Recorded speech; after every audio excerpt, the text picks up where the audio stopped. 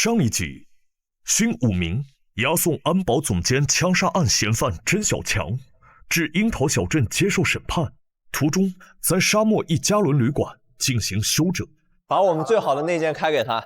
次日清晨，却在集装箱浴室内发现了嫌犯甄小强的尸体，死者尸首分离，头部缺失。出事了！出事了！我呀！现场搜证后，初步判断为断头而死。经过初步排查，凶手就锁定在经营沙漠一加仑旅馆的这是一家人呐、好大哥、好小哥、好小妹、好大爸、好小爸当中。但荀武明却意外发现，旅馆的5人不是真正的一家人，而是住店的旅客。招牌上人跟你们长得不一样啊？有啥不一样啊？他们为什么要假冒一家人，互相遮掩？人就是我杀的啊，但是人是我杀的。我觉得你在撒谎。我真的是为了这个家。凶手到底是谁呢？众人究竟还隐藏着什么样的秘密？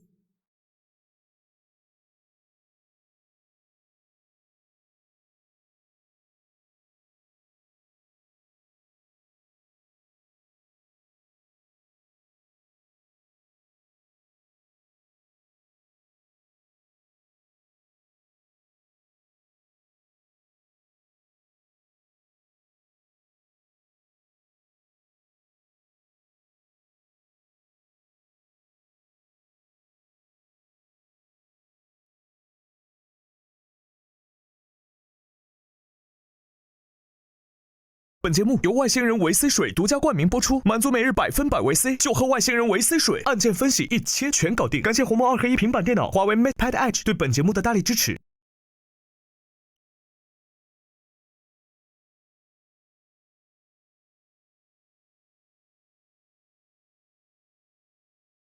我带你去2楼。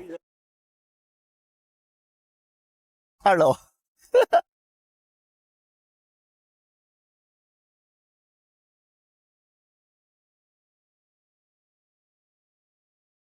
本案才刚刚开始啊！我都以为我要破案了，才开始搜啊。2楼，你看我台阶，注意台阶，你们迈起来怎么要真实一些。这是那个2楼。201谁啊 ？It's me, Cindy 啊。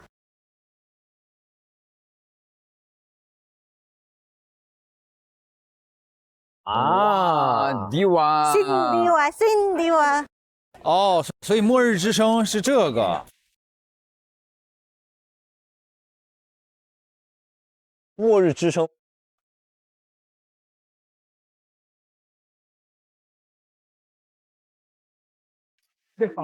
哇，这个就是他的那个麦。你本身是这乐队主唱对不对？呀！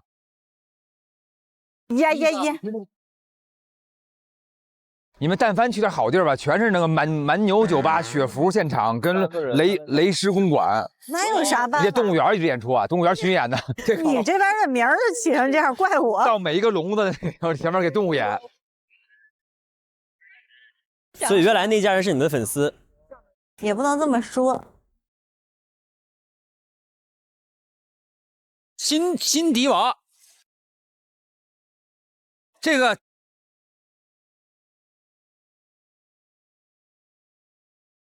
个监狱里的小伙伴什么意思啊 ？Cindy 啊。进过监狱啊？进去过。X Girls， 摇滚不死，姐妹不散。Cindy 啊。所以你们不是末日之声，你们是 X Ghost。再搜。哦。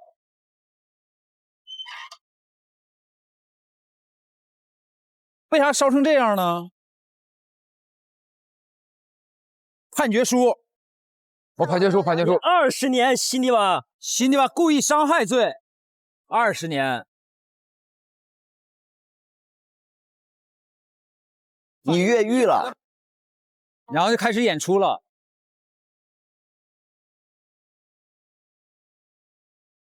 哇！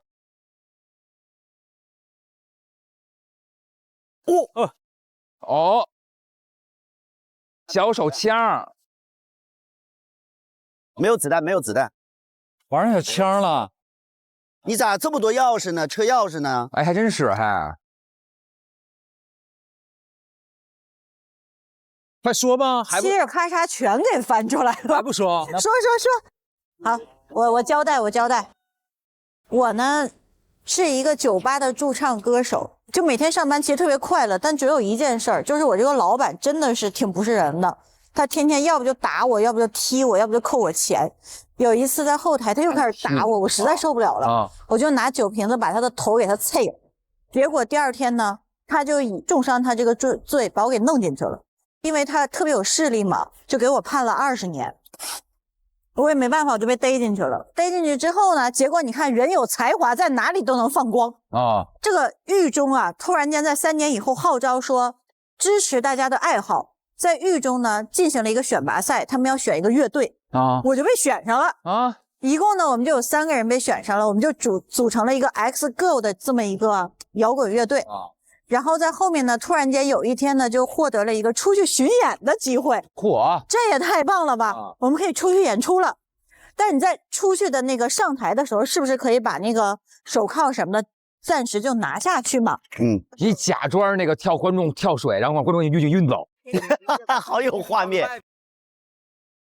直接把你运到了外边，然后你再也不……哎，你这招好，我都没想到，对不对？不懂摇滚还要跟我学习啊！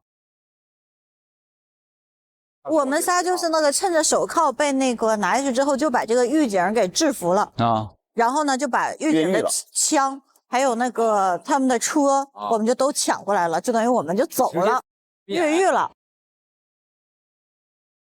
然后我们就往这个沙漠这儿开着呢，那车坏了，就它开不动了啊。然后突然间远处这巡演这乐队车来了，我看那个大 logo， 我说哇，这不是我偶像的车吗？啊，这我没想到在这么个绝境的时候还能看见我的偶像的演出。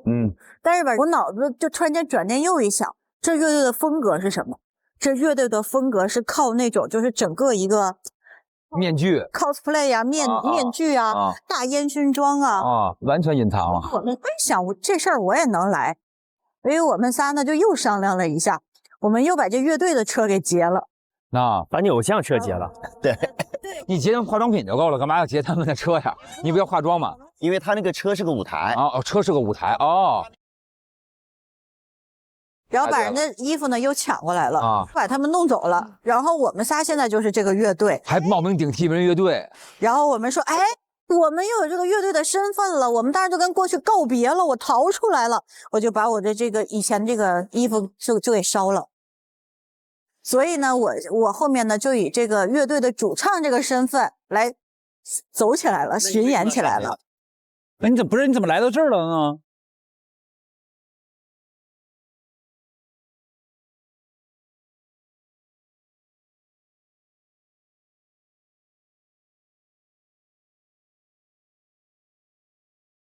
这有一个箱子，那有一个大箱子。哎，这里有一个非常漂亮的 pad， 还有一个断了的链子。哎，是断了的吗？掉链子了，你们后来链子为啥断了？樱桃小镇早报：4月13日，安保局在黄金沙漠响尾蛇上头坝抓获了2名越狱重刑犯。目前仍有1人在逃。据悉，樱桃小镇安保局将于4月19日将已抓获的2人从安保局临时扣押点转移至黄金沙漠死牢。我一定要把他们救回来，对吗？就是我们就走起来了吗？走起来就开始巡演。到了一个酒吧，突然间有一天冲进来一堆警察。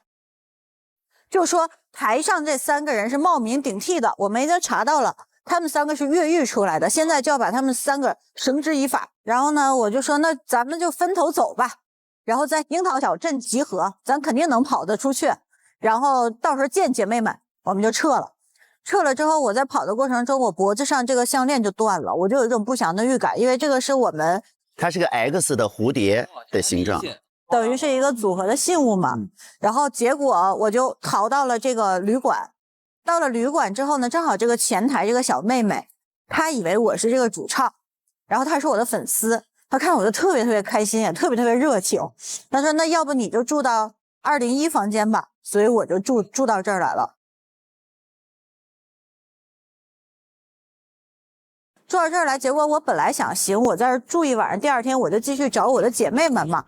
当天晚上我就在这儿洗澡，就听见外面突然间出现这个火拼的声音。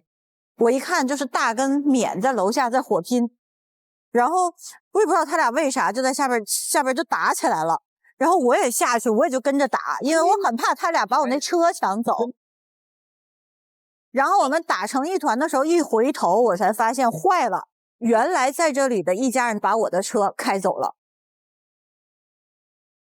他们5个人开着咱们5个人的车走了，对不对？每个人的车都被偷了，他们就是偷车贼，本来就是个黑店。结果我们现在不就在这被困住了吗？被困住了之后走不了了呀。然后我就发现了这个新闻，我的姐妹们被抓了。我现在首要任务干嘛？我得去救我姐妹儿。我一个人苟活在世界上，我接受不了。我现在无论如何得想办法，我得去下一个地方。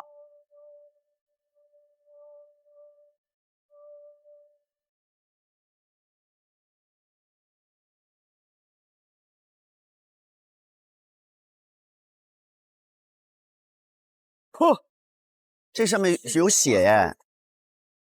哦，这是为了那个血不弄出来。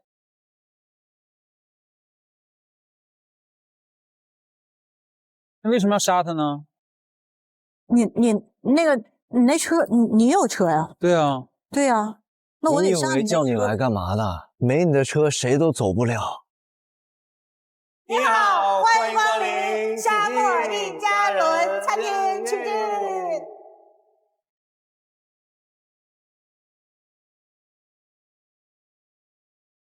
要不是你的车要活体，人脸识别，我也死了。你以为你能待这么久？你的车救了你。那你们关键是你们都想走，那怎么办呢？就得叫一个人来把他的车给弄走。谁知道你开了一个2座的？现在我知道了，你们每个人都想证明自己杀了人，然后让我把你带回去，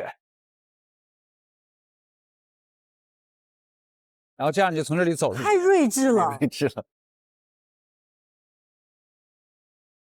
202，这是谁的屋啊？我的。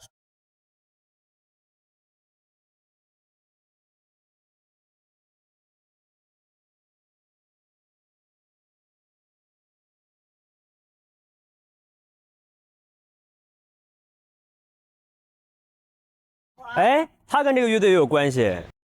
哎，这是谁？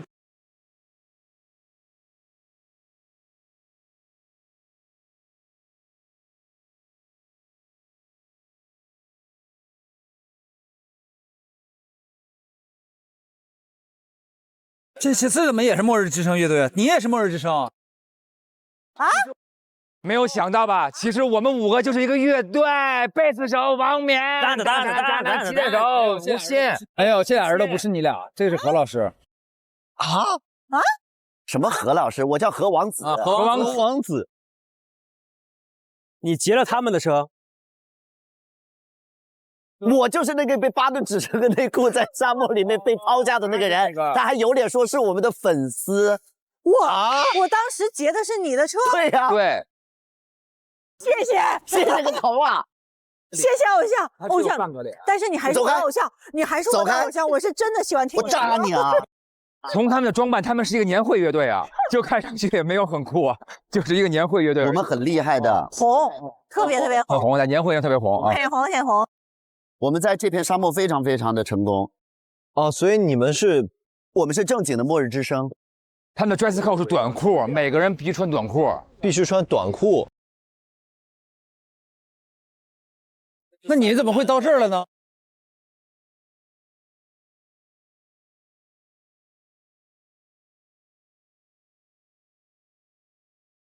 我要找到你，不管南北东西，口罩会给我指引。这个胎记就是那个小强的胎记，甄小强的胎记。这个就是说你说那家族那是真的吗？是真的，我是大河聚落的。甄小强他是我的灭门仇人。那是你末日之声的一个一个主线任务，对，就是要通过演出，然后音乐梦寻找他。不是音乐梦，是复仇梦。啊？复仇梦。对，不是，其实我们的那个家族，这个大和聚落是很兴旺的。直到有一天，就是有一伙贼人冲到了我们的村落，然后呢，他是见人就杀。我在这个地窖这个缝里面，我就看到这个人露出整条腿，露出了腿。还有一点就是他当时就是非常漫不经心的吹着一段口哨，然后我就听到了刺到人身体的声音。于是我就在找这个脚踝上有这个标记的人和那个旋律，也成为这个口哨，也成为我脑海当中的一个记忆。然后在4年前，我遇到了2个喜欢摇滚的年轻人。我在跟他们聊天的过程当中，发现他们会这个旋律。他们说这是个非常小众的摇滚乐，只有摇滚迷才会知道。于是我说那我们一起组个乐队吧。然后我们做巡演，我说我总能找到这个人，但是我又怕我的复仇计划会连累他们俩，所以我就想了个办法，就是用这个面具遮住脸，让他们可以就是简单的上台演出。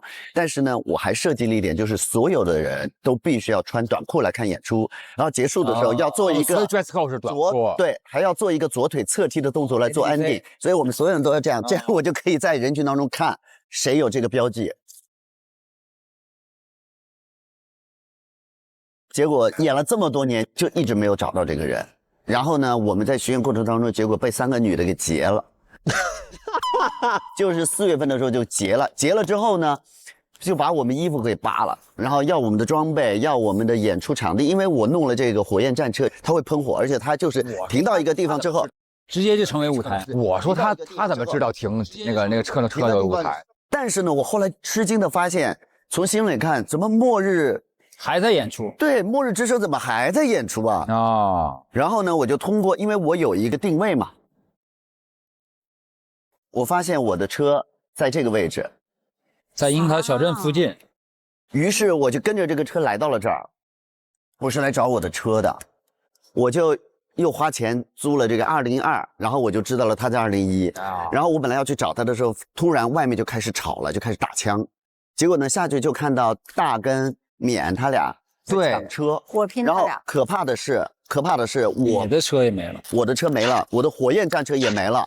只有他们俩在抢剩下的1辆车，然后这个时候新加入一个哲，他也开始抢，我们5个就开始叮咣叮咣就开始枪战。对，枪战完了之后呢，趁大家不注意，我就上了那个车，一看油管被切断了。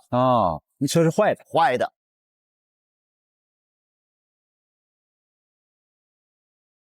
重点是我们5个人枪技都非常差，谁也打不着谁。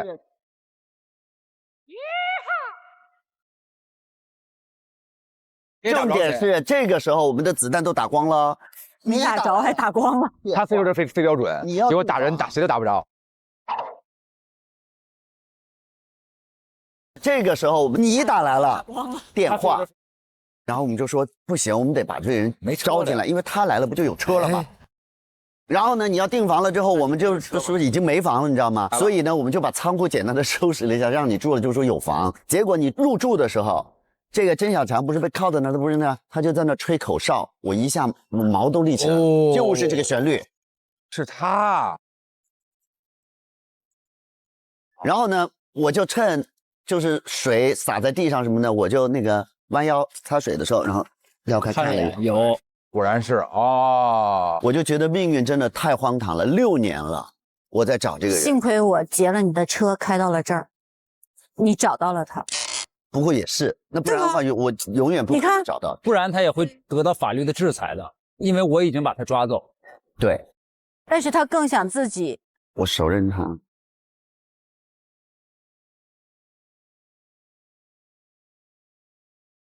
那下面有吗？那下面那里，我看看。这儿呢哦，小手枪 ，bang bang bang bang bang bang。不是这个枪也没子弹吗？没子弹，我们打完了呀。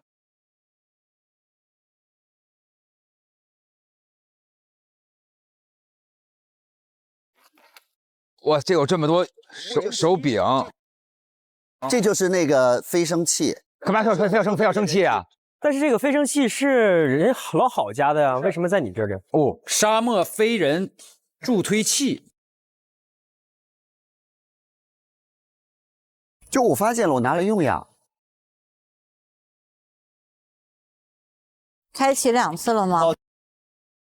用过2次。我刀。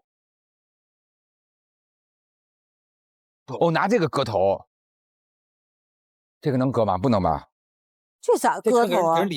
这刀肯定没有剁过骨，长个脑袋它应该有缺口了。这就是我从厨房拿的刀。那放在这儿干嘛呢？就是我本身的计划是拿飞刀，关键是你现在也没有飞镖的技能了。有啊，飞镖是那个人的呀。他是完全不会。你有没有注意？他外面那一圈是他扔的，他特别菜，里面是我扔的。但他真心的想要练好，他想保护他的家人。可是他特别菜。但我是一个在沙漠当中求生非常久的，所以我是有各种生存技能的。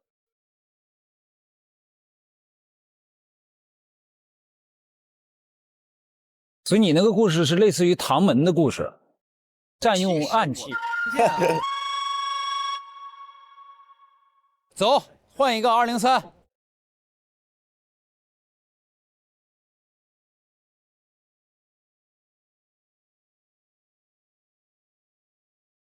肖乐是谁？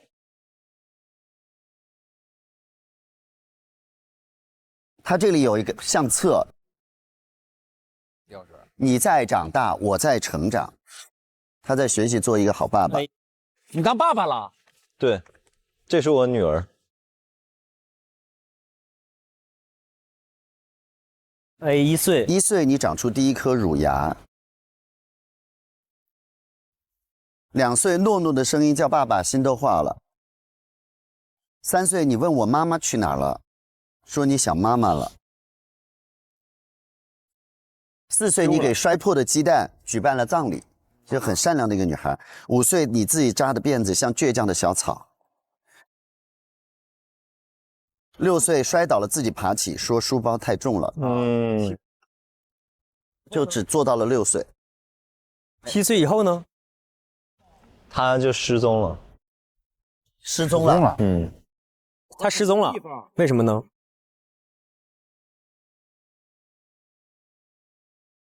哦，这是寻女启事。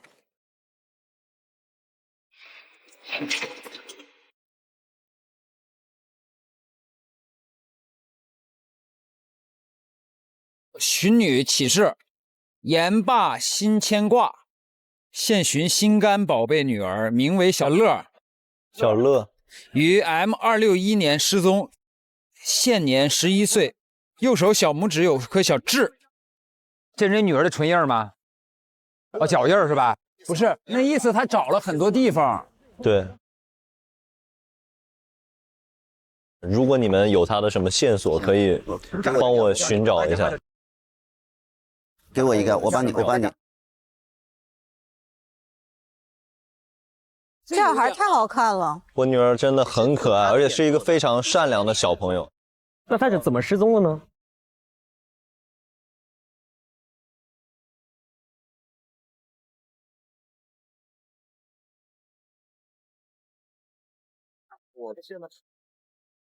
哇，枪上还有自己的名儿。哇，你这个枪最漂亮哎！没有子弹了。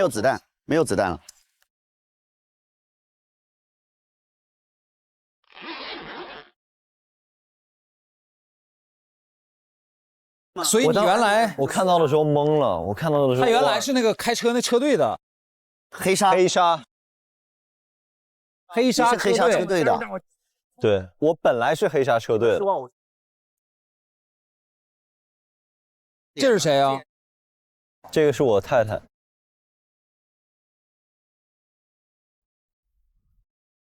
那你这有纹身吗？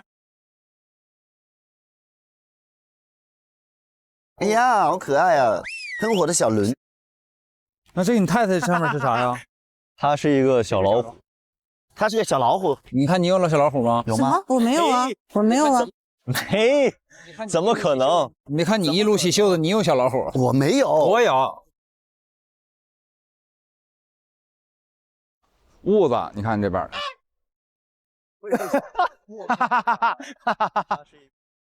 那你到底是找老婆找闺女啊？这样，老婆在哪儿呢？是这样的，刚开始呢，我是在旁边的有一个小镇叫知恩镇，然后我是在那儿生活的。知恩镇。知恩镇，最开始的时候也是因为这个沙漠非常乱，然后最可恶的就是小强他们那车队，小强车队最可恶，他们就去我们那个镇上去抢劫什么的。然后呢，当时黑鲨车队就来了，我就觉得那个黑鲨车队特别好，特别好，然后我就加入了他们。然后因为加入这个车队有一个条件，就是说你必须得很会开车。我的车技呢是非常好的，因为从小他们都说我像是什么在车轮上长大的。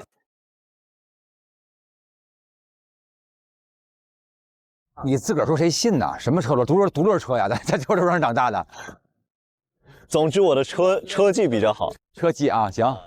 13年前，然后我当时加入车队之后，就认识了那个我的太太，她叫大美，她也是在这个车队里的。这张照片呢，就是当时我们在做一次任务的时候，这个任务用了一个炸药，然后我会一点这种炸药的技术，我就往这个炸药里面加了一点那个烟花的成分。哦，浪漫了。对，然后结果放的时候，它就燃起了这个爱心，我就在那个时候跟他求婚了，表白了。哦，我就顺利的得手了。那这个照片谁给你俩照的呢？怎么搭配能有这黄色的这个心呢？重要吗？不重要，不重要。然后呢，跟他结完婚呢，第2年她怀孕了。怀孕之后呢，我们就回到了我们那个知恩镇。然后在孩子出生之后，我就跟他聊了一下，因为我觉得吧，如果孩子出生了，我们还要继续在车队继续这样子奔波、劫富济贫干下去，很危险。虽然说我也很想干一些这种为民除害的事儿，但是我觉得还是要以家庭为重，以孩子为重。那你还是个比较顾家的一个男人。对，然后我就跟他提了这个想法，说要不咱们就待在知恩镇上，先等孩子长大再说吧。但是他呢就比较坚持。他跟我说了一句话，我到现在都记得。他跟我说，沙漠里的这些被掩盖的哭喊，需要正义的枪声来回应。啊，侠女。他跟我说完这句话之后，他就走了。对。但是我当时也没有任何挽留他，因为我觉得我得支持他想做的事儿。我希望我的爱对他来说不是束缚，这个家庭对他来说是他觉得累了，随时回来，都有这个地儿在等着他，都有我在等着他。哦，女儿是怎么失踪的呢？是因为我女儿呢，她长到6岁的时候，然后突然那个小强车队他又过来了。他这一次就是弄得比较大这个事儿，赶尽杀绝。对，我们村庄之前是本来也是想着说要去找那个什么集团来保护的，但是一直都没有找得起，因为钱不够。当时我本来就是在外面，刚好没有在镇上，结果回镇上的时候，发现镇子被洗劫一空。最可怕的是我女儿就丢了，找不到她了，不知道她去哪儿。然后这几年来，我就一直在周边的小镇去找嘛。然后这个画上面，这个图上面都是我去过的这些痕迹啊什么的。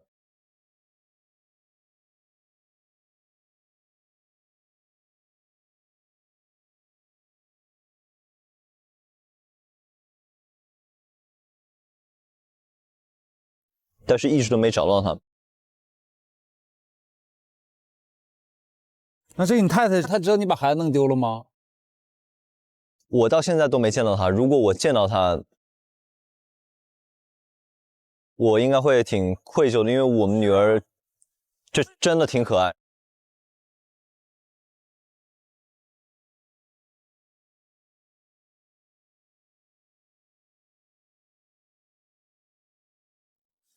哦，对，这个就是我那个那些。樱桃小镇救助站有个小女孩，很像你女儿，你赶紧过来看看。不重要，朋友，5年了，只有在路上我才觉得自个儿是个父亲。对，这个就是前2天有一个朋友，他给我写了一封信，在樱桃小镇上，他看到一个很像的人，说你可以去那儿找找。结果发现甄小强就是那个小强车队的头。那是你爸吗？那个是谁呀？甄小强，是甄小强。我要的饭。深仇大恨啊！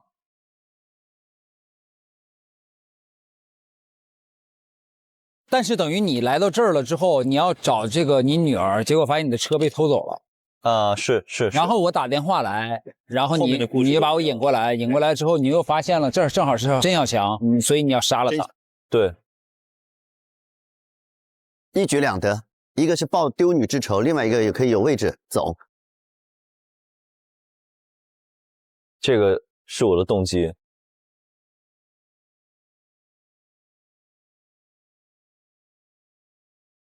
那你怎么做的呢？你看看床底，床底，这个，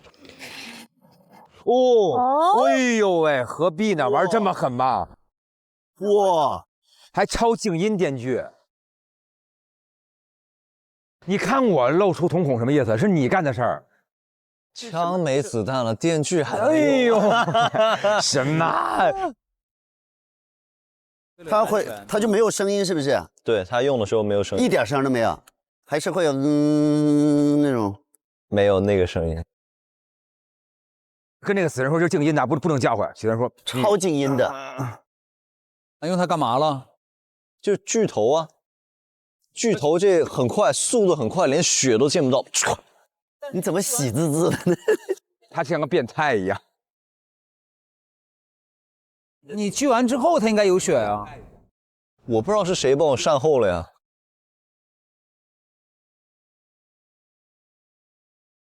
不是你的话说一半是什么意思啊？就是我也在寻找这个答案，谁这么好心呢？不是，关键现在锯头是什么意义呢？不合理。这肯定没用过。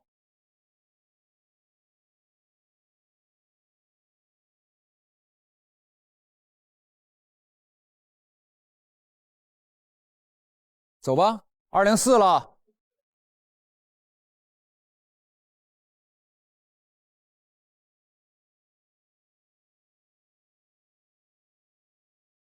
好酷啊，这个箱子。哎，拾荒王者什么意思啊？朋友们看，全是钱。你怎么这么多傻逼啊？你怎么这么傻？不是，你怎么这么客气点，各位朋友们，毕竟我也是个人呢，我有心呢。几岁呀？加起来？别老聊这些了，瞎说什么呢？哎，不说这些了。哎，这个是什么？什么东西啊？对，这是我这个挣钱的工具，这是一个艺术品啊，这东西当时卖了好几千万啊！拾荒王者，拾荒捡东西，什么意思啊？没有什么意思，这就是说我的手艺就是这样的，从头开始就是说我的故事基本都是真的啊。基本都是真的。我除了名儿是假的，因为我在大卡车嘛，这也是个外号。但是我最开始有别的外号，以前我是捡垃圾的，就从小就捡垃圾，然后他们管我叫傻不拉几。后来呢，我们那有一个头告诉了我，垃圾是可以变废为宝的。完了之后，我捡一堆垃圾，我拼一拼，做一做，哎，结果就变成了各种各样的手工艺品啊。这就是我为什么后来能挣那么多钱。手艺人。然后我就捡了很多这些垃圾，然后自个儿组装，变成了这样的小车。对，随便拿一张纸就可以变成一个新的宝贝。什么呢？你看，比如说你拿出一手这样，我放在这儿，跟我说天灵灵地灵灵，天灵灵地灵灵，天灵灵，哎喂，你电话喂，然后呢，我就可以变成各种各样的，各种各样的。I'm sorry，我先挂机了啊，我先挂住。我不想加入到这个网络集锦里，因为有好几个这种集锦在里面。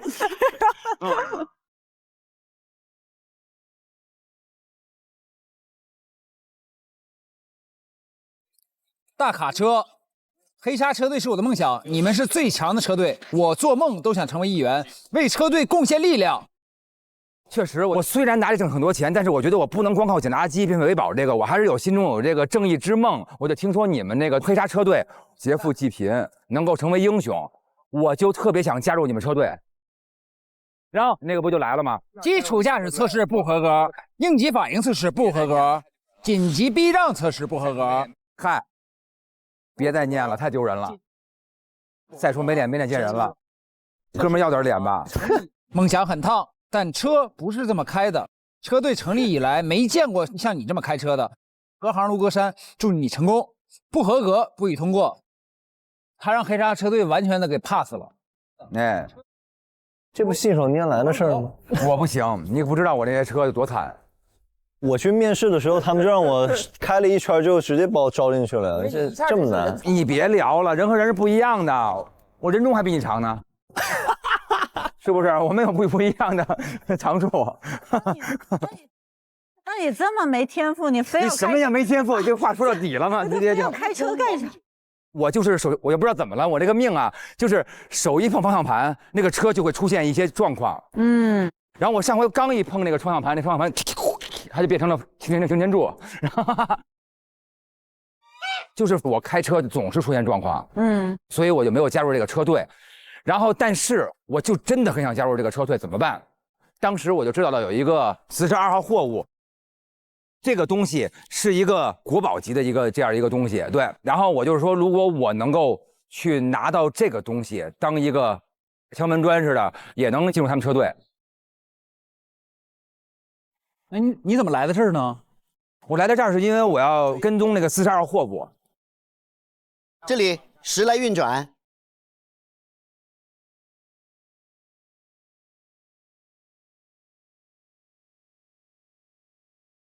嘿，哥们，你听说了吗？最近那个被捕的曾小强会开锁。曾小强会开锁？对啊。嘿，哥们，实不相瞒，我对这个话题不感兴趣，这是他回的。另外那个人说：“嘿，哥们，那说点你感兴趣的。你猜我刚刚看到什么了？”大说：“咱能不能跳过剧情，直接看大结局，行不行？”押送42号货物的人改道了，直奔樱桃小镇去了。你加油，踩油门，说不定能追上。曾小强会开锁这事儿，你知道吗？不知道啊。哎，42号这个国宝这事儿，你们没有人知道吗？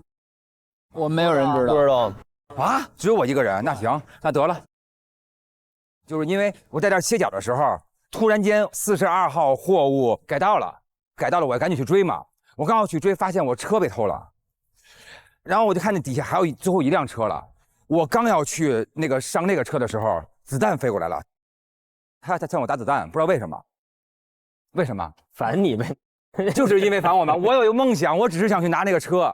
后来我就不知道为什么，然后我就开始向他打，打完之后就变成枪战了，所有人开始打。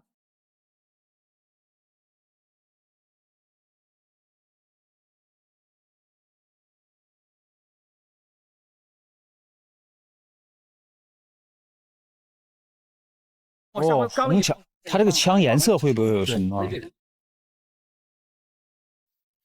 没有子弹了。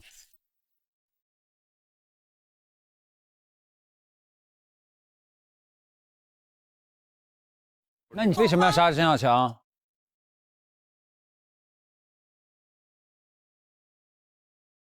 找。哦，哎呦，血啊！哎呀，脑袋怎么破了？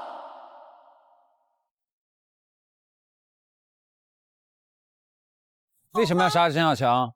因为为什么呢？因为这事就要说到你了，因为是你拉着曾小强来的嘛。对啊，我为了能坐到你的车，我就必须得把曾小强给杀了，给弄了。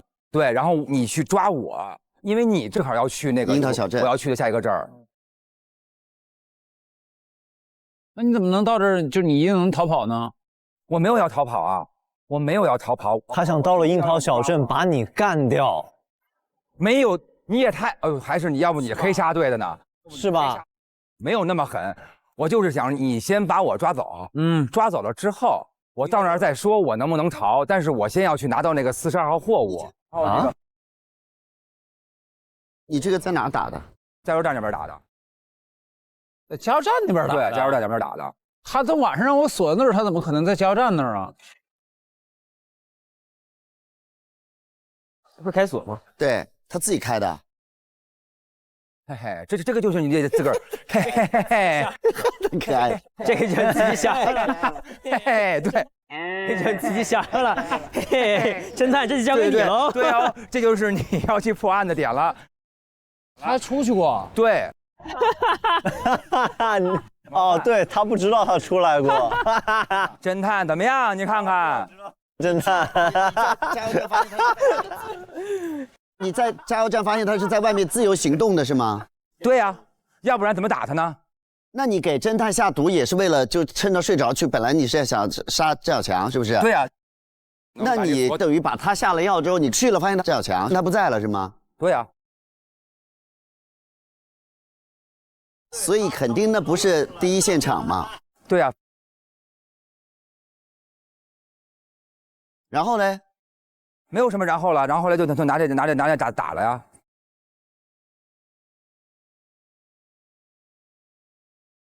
为什么打完之后给他抹脖了？抹脖了？嗯，这投名状啊。这我觉得现在站不住了。现在站不住了嘛？再编一个啊。然后现在205了，205。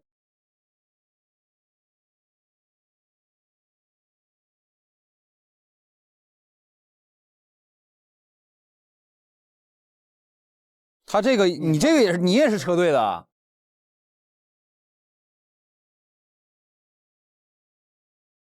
你们都很希望进的车队，我本来就是这个车队的。啊，你也是这个车队的，厉害。你也是黑鲨车队的。我也黑鲨车队的。大美现在还好吗？大美现在还好啊。交新男朋友了吗？大美还没有交新男朋友。大美不会跟你在一块儿了吧？大美。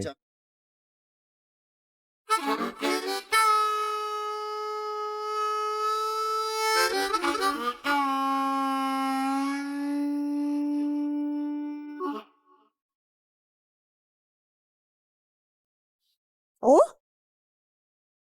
啊？啊！还要死啊！你这么可怜。你扫描报告，他身上全是伤，生存可能性0.005%，但是他居然活着。你是改造人吗？哦。嗯。重生之赛博出装。你的手臂是假的，你的双腿是假的，但你的 power 是真的。痛感、排异、副作用通通不存在。即使生命垂危，只要一息尚存，便可重组一副完美身体，获得超越人类的改造人之力。超帅的。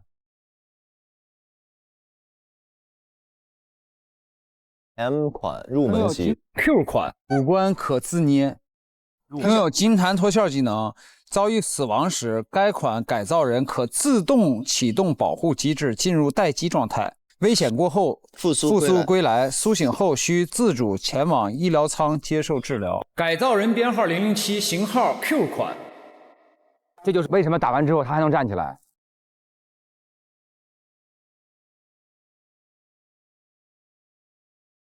他是改造人，帅耶！你是改造人？你看他的脸，这不就是他吗？哦，他是 M 款。我呢，从小无父无母，是个孤儿，在这个末日时代，我就被黑鲨给收养，所以我从小呢就跟他们劫富济贫。但是黑鲨组织呢有一个原则，就是人不犯我，我不犯人，就只有他们侵略村庄的，对，我们才去保护村庄，但我们不去直接剿灭他们。啊，然后这么多年就一直这么下来，后来就来了一波那个就是保护组织嘛，收保护费。我严重怀疑那个保护组织跟那个匪帮他们结合的，就是你收了钱之后，他们平分产业链，对产业链啊。然后有些村庄呢就选择跪下，就是交钱；有些村庄选择站着。然后有一次呢，我们去知恩镇，知恩镇呢是整个镇选择跪下，但是碰到了一个人。他站起来了，他选择加入到我们黑沙车队，就是他加入了啊。但我不认识你啊？你是不是换过头什么的？有一次我们做那个炮弹实验，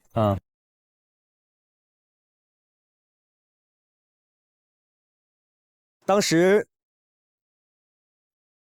你很浪漫的跟我表了白。那这你太太上面是啥呀？它是一个小老虎。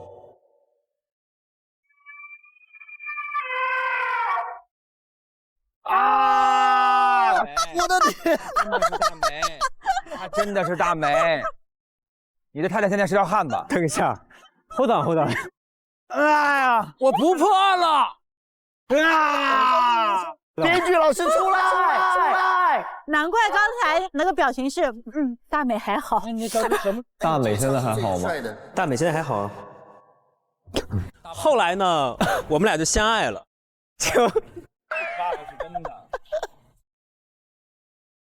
就结婚了嘛。结婚之后，我们俩就孕育了我们的女儿小乐。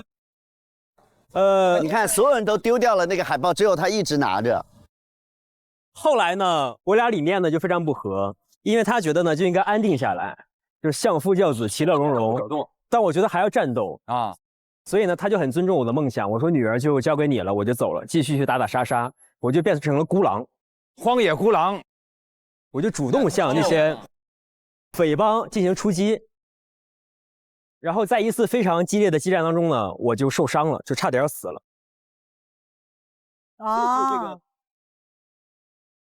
所以这个黑诊所呢，给我提供2套方案，一个呢是普通入门级。哦，我知道了，就是脸不能选，身上其他的可以换。对，所以我除了右臂，一切全都换掉了。你保留了右臂。我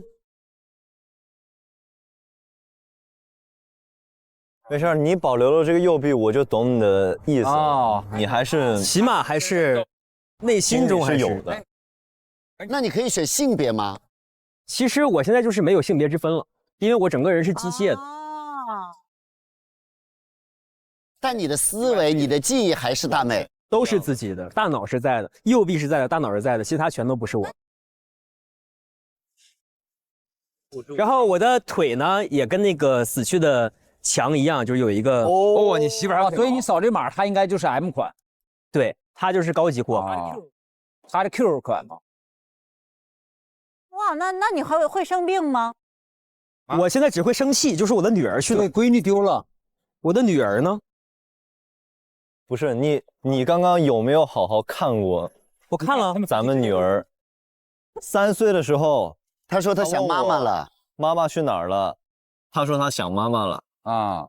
但是我认为你会照顾好她，我才走的。你连她的面都没见到，我交给你了，我相信你呀。刚见面和睦一会儿，没5分钟就开始吵架。跟大爸二爸一模一样。我想问你，你发生这个事儿之后，你后悔过吗？当时你做选择做孤狼，没有留在知恩镇，没有陪着他一起抚养女儿。对，我看到这个之后，我后悔了。那你为什么没留下来呢？那说明你不负责任啊！最开始。对啊，但是我为了天下的大义啊。你连自己的家都顾不好，你去哪儿顾大义啊？你当着这么多人面骂你太太啊？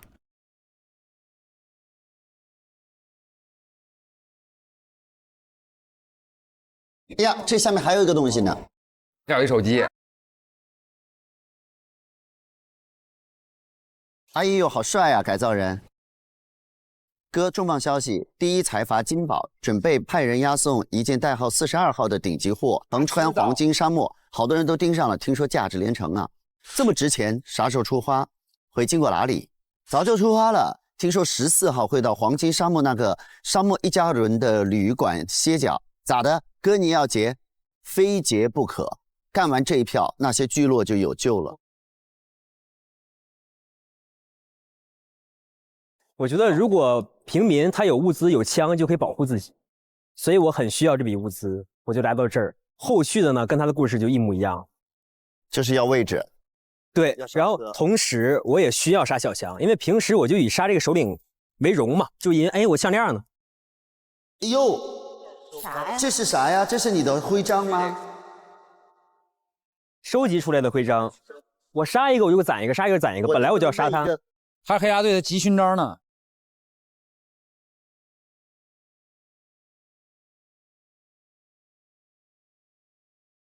哥，紧急，有话快说！押送人临时改到了，不去旅馆，直接去樱桃小镇啊！生气。就是你在这想追，然后也没因为也没车了，跟我一样啊。你们这个赛道这么狭小，居然还挺拥挤，好多人要争这42号货物呢。哎，那如果我拿到那个42号宝藏，我们能加入你们队吗？算是厉害了吧？哦，他的枪来了 ，MBB 免邦邦，没有子弹了。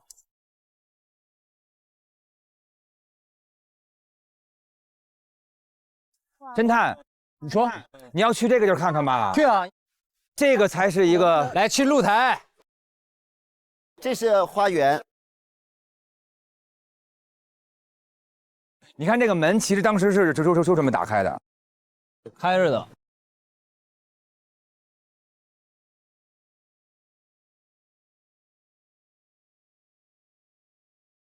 它能清洁所有的污渍啊，然后所以说这儿直接就帮着洗了，就没有那个后边洗那事儿了。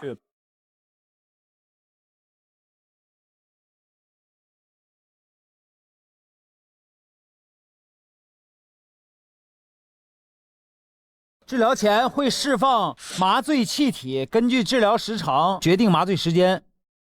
冷冻治疗，将伤处放在仪器内，启动后温度骤降至0下，促进患处细胞新生。冷冻2分钟。今日使用过1次。水浴治疗，将伤处放在仪器内，启动后蓄水浸泡，缓解患处的疼痛。30分钟。也用过1次。对。红光治疗，将伤处放在仪器内，启动后红光照射患处进行伤口修复，治疗时间60分钟，只用1次。都用了。哦，他来治疗自己来了。他用了3次。他有3个，一个是红光治疗，红光治疗是可以修复成功的，对吧？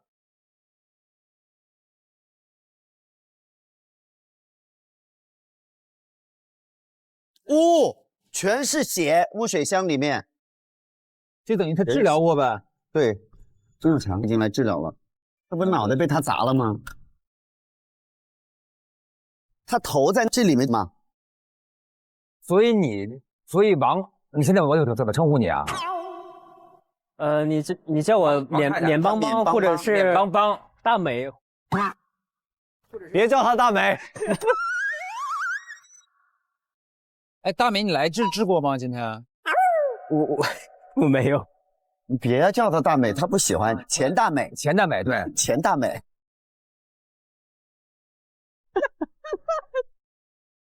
那他都做过1遍治疗，这是什么意思呢？就他做了治疗，那他不应该死啊。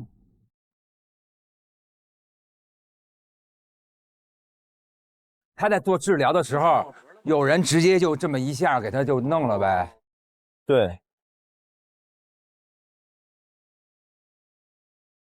那请问，如果他是在这儿被抹的脖，怎么把他弄出去的呢？因为他最后尸体得出现在那儿，头还得在下边。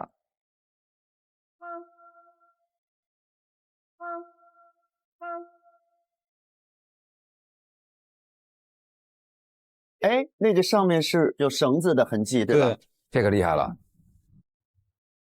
这就是绳子，绳子刮过。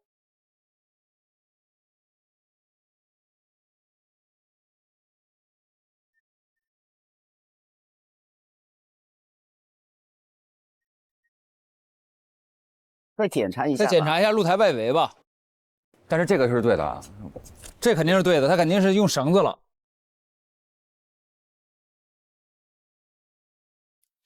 这是个线索吗？这个东西？哦，好像是。这是什么啊？这什么？哇！啊哈，钩子挂钩。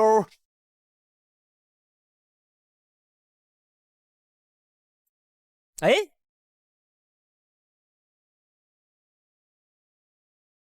使用手册。好小妹儿，密码千万不能忘，995。哦，那就进去了。嗯，那钩子干嘛用呢？钩子，这俩钩子呢还？这就刚才那绳吗？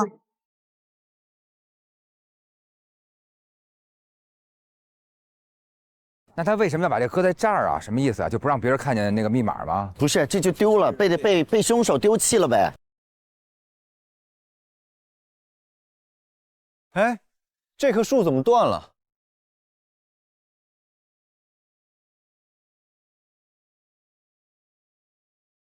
这棵树本来是这儿的景观来的，那是断崖。这下面是一个悬崖。这棵树是断的，是故意的还是？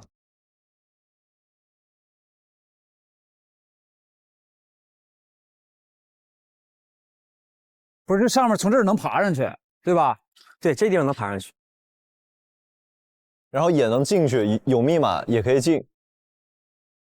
但它下钩子，这俩钩子干嘛用的呢？而且还绑着绳子。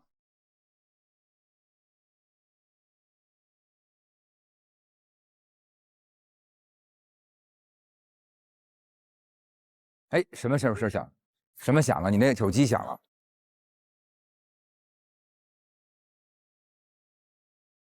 我黑进了手机后台，找到了解锁密码。小强最强。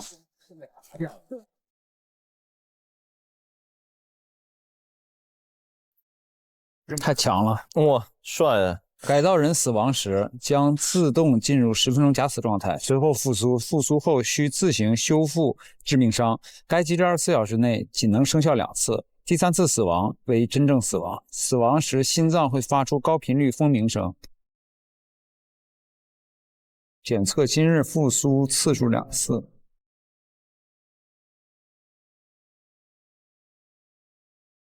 所以他头受了重击之后来这儿修理，然后在这儿又被干了一次，对，然后回到那边又被干了一次。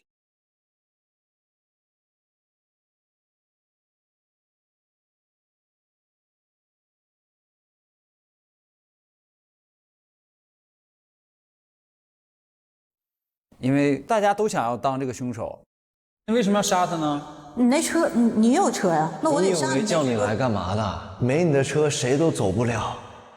所以本案的这个玩法现在改变了，大家都看见了吗？大侦探11玩家手册。本案玩法说明。游戏目标：根据剧情设定，本案投票为侦探1票决定制。所有嫌疑人的胜利条件为静茹，侦探的胜利条件为投出真凶，其他嫌疑人均可投票，但不影响结果。徽章奖励：1. 真凶静茹，真凶与侦探平分6枚侦探徽章，且其他投对真凶的嫌疑人可各获得1枚侦探徽章。2. 非真凶静茹，该嫌疑人将独揽6枚侦探徽章，除该嫌疑人和真凶外，其他投对真凶的嫌疑人可各获得1枚侦探徽章。是这样的，他一个人决定谁进笼子。如果不是真凶的人呢，想办法把自己弄进笼子，他可以得到6个徽章。如果是真凶，他要力保让侦探选他，他能得3枚徽章，他和侦探各3枚，其他的人想办法投对真凶就可以得到1枚。但是这个结果只由他一个人来决定，就是把权力都给我，不得了，权力太大。而且呢，这个是每个人都可以撒谎的。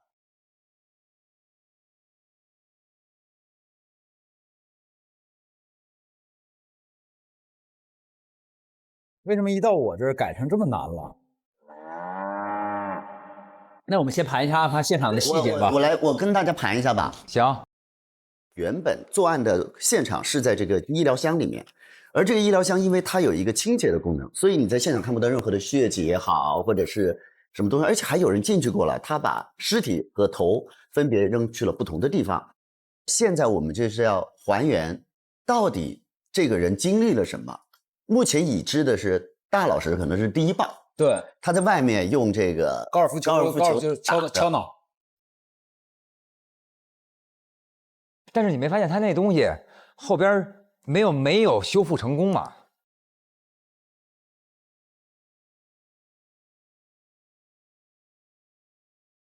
去看看那个什么，他那个说明。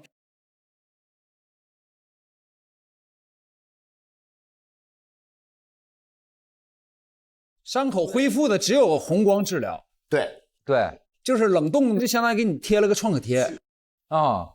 然后水疗呢，就相当于吃去痛片，对，没什么用。红光治疗呢，就是相当于直接修复了伤口啊，对，所以他只进行了一次。那我就是还是前面的，比如说他一开始他比如说受了帮，他给了他一下子，那致死了，10分钟之后起来了，对吧？对，所以他来到这个红光治疗，在进行红光治疗的时候。是这样的，他死了一次，修复了，又死了一次，又修复了，然后才真的死。那修复应该是不是有2次？但是那上面只有1次。但是你没发现他那东西后边没有修复成功吗？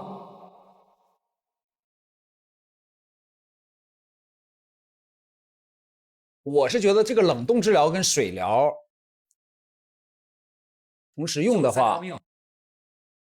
就是又把他脑袋放水了，然后又把他脑袋冻起来了。因为我是觉得他只使了1次。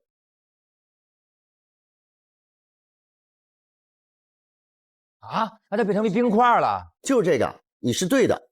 它的治疗也可以变成是一种杀生器。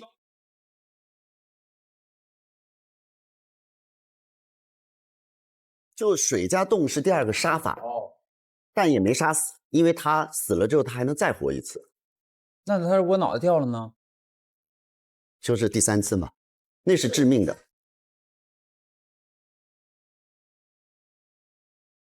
也就是说，每个人现在都要向侦探证明你做了什么，且你是第3步，因为他也可以拔了脑袋之后斗上又修复好了，然后呢，当一下那个是致命，也有可能。是的，是的。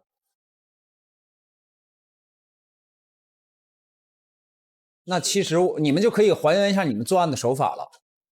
如果谁是真凶，就踊跃一点。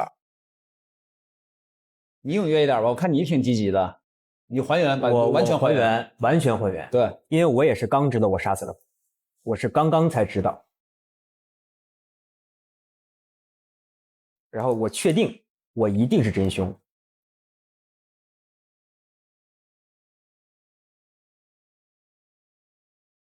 我先是迷晕你，迷晕你之后呢，我本来准备的是去工具间拿撬棍把你那屋撬掉，把他杀死。当我出房间的时候，我发现他已经在医疗舱里了。啊！于是我去工具间拿了2根绳子、2根钩子，以及我有一个那个晾衣杆，你看到了吧？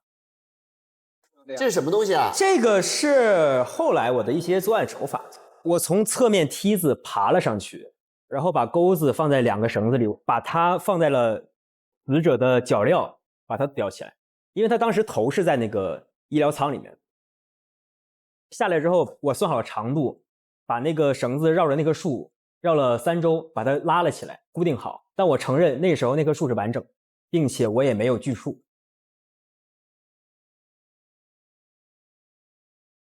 然后把它吊起来之后开始放水，放水之后他整个人是窒息的状态。淹过去了。你咋进去的呀？放水什么的，你得进去放。我有个晾衣杆，那个晾衣杆断了一角，我是拿那个怼了一下。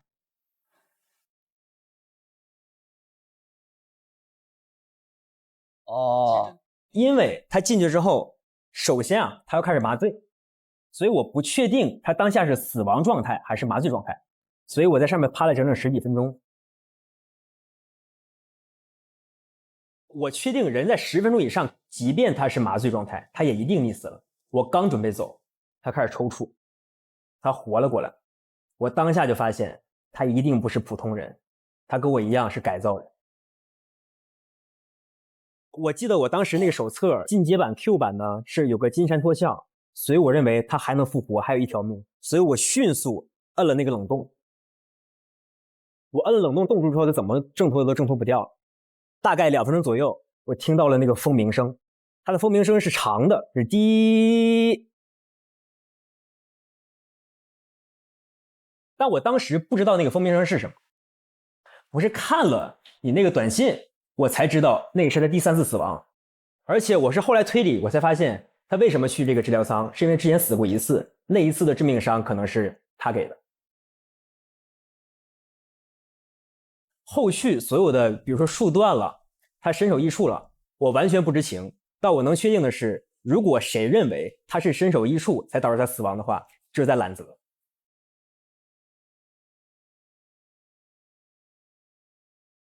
那你先把他淹死了，淹死完了，第二个给他冻死了。对啊，我想的是，无论他有几条命，他冻住了之后，他活过来还会死，活过来还会死。不是，但你淹也给他淹死了。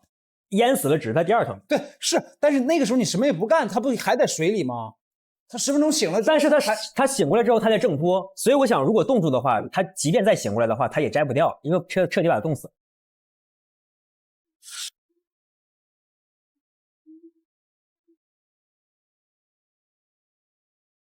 溺水是第2次死吗？对啊，但是他是不知道假死他会有10分钟这个休眠的模式，他又不知道这个规则，他可能以为他这个人就直接死了呀，他为什么要在那儿等10分钟呢？没错，这个是对了，这个我完全以为他是普通人，但我确定他死亡，我也起码等10分钟吸烟吧，这就是我的逻辑。首先，你从逻辑上来讲，你并不知道你没有杀死他，你也不知道你杀了他几次。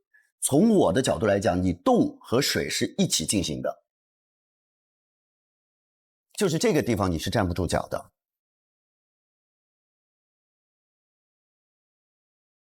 那其他人呢？还有谁要是来说一说？哲，你有什么想法？你会密之后呢？我也是本来就是想用其他方式去弄他的嘛，但是一出去就看到那个医疗箱。你一出去也是看见在医疗箱里了？对，因为它是在使用中，那个医疗箱是透明的。我看到的那个画面是已经冻住了，整个头套里面就是一个被冻住的头，它那个脚是吊起来的，铁钩这样子勾到外面的那个树上面去的。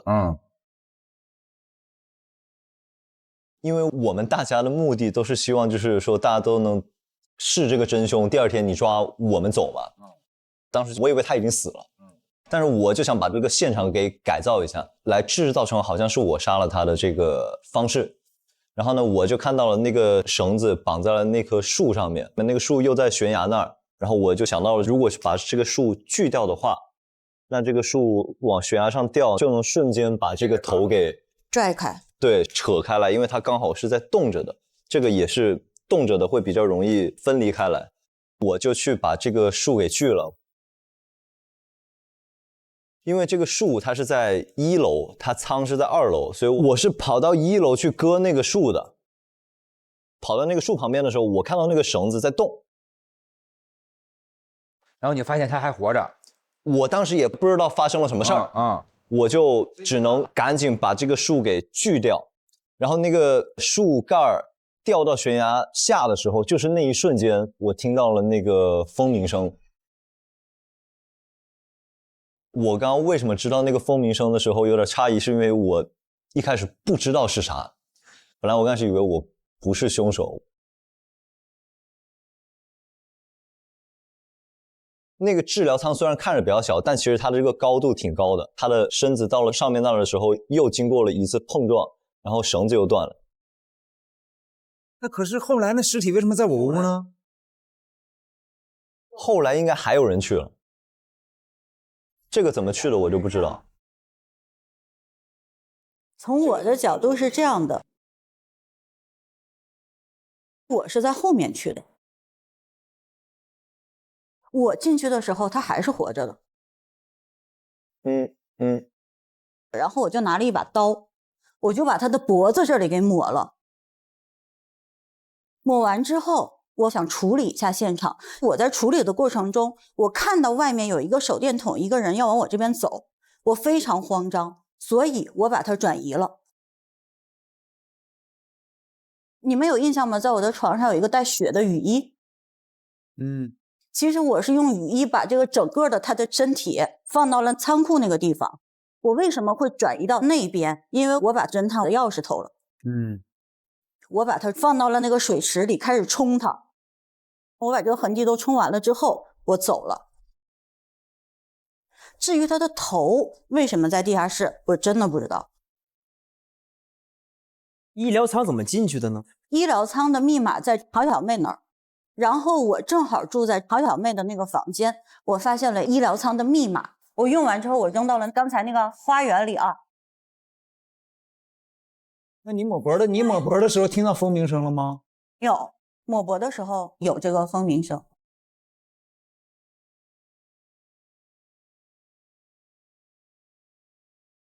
星星的是一个情感 bug， 就是我们所有人做这件事都是巴不得天下发现，你要被你带走。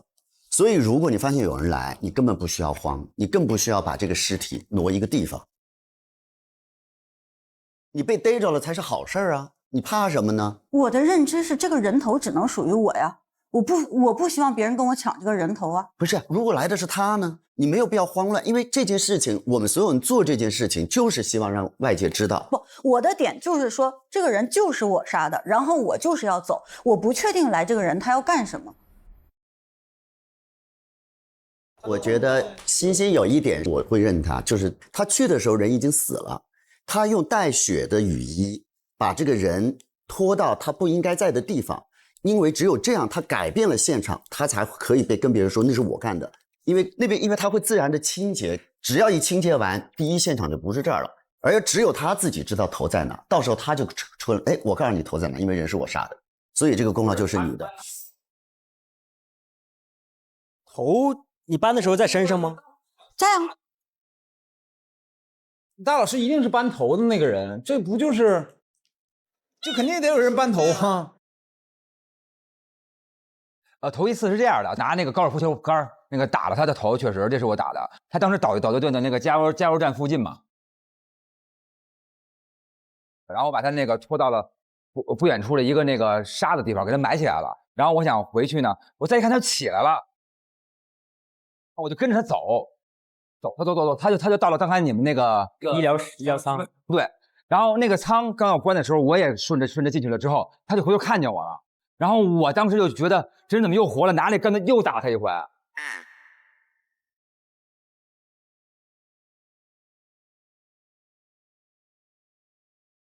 打了他一次之后，我就觉得应该是可以了吧。然后我不要出这个舱嘛，过了一阵之后，看见那个门又动了。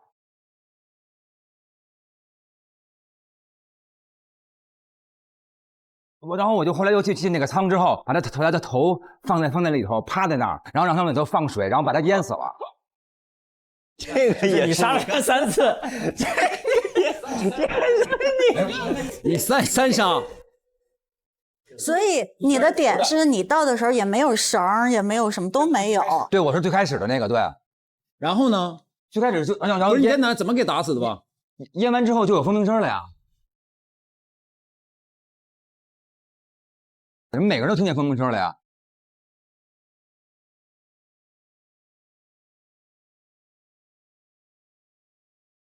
这太为难本官了，太为难本官。你说吧，我听听你那怎么能不能整成一个完？我感觉现在每个人都说的很完美。我不但会给你完整，而且我可以把每个人撒谎的点告诉你，好吧？好。首先呢，我先去给你酸奶里面下了这个迷药。我在给你下药的过程当中，还摸了你口袋，发现没有钥匙。但是我就瞥见这个人被锁在了那个栏杆上，于是我就想到了一个杀人的方式，做这个助推器，可以从飞刀从这个窗口就把它杀掉。我就回到了我的房间，夜里的时候我就使用了一次这个助推器，来到了屋顶，发现他不在了。而这个时候其实是这个会开钥匙的曾小强趁着你迷倒的时候，他自己把自己给解开了，然后他走到外面的时候被大给打死了，这是他死的第一次。接着呢，他复苏之后就回到了这个医疗舱进行了治疗。在这个过程当中，免去了，免通过楼顶用他的这个挂钩，在他的2个脚铐上面挂上了绳子，给他吊起来，挂到这边的树上。这个时候呢，他用了一个方式是水加冻，他觉得能给他弄死，果然这个人就不动了。他这是死的第2次，但是免并不知道他还没有真的死透。第3次我去了。我去的时候看到这个，因为他把人吊起来了，然后头冻在里面，这么挂着，人不动了。我本来是要报我这个灭门的仇的，我没有手刃这个坏人，我非常的难过生气。但是呢，我观察了他一下，因为我想说这个不知道到底死没死透，因为毕竟这个机关不是我做的，我就看到他没动，然后我要走的时候，发现这个人开始动了，我就想不行，得死透。我并不知道有什么有3次不3次，我只知道如果我把他的头跟他的身子分开，怎么都死了。这个时候我想到了一个办法，你们看到这个医疗舱，它其实是比较高科技，它没有那么沉，而我的这个助吹器是可以承10个人的重量，所以呢，在这个医疗舱的下面，哦，那四个蜂窝煤，对，我就把它左边放一个，右边放一个。当我把它抬高的时候，因为这个绳子的长度是固定的，所以呢，他就直接把它扯成了这样，头就断了。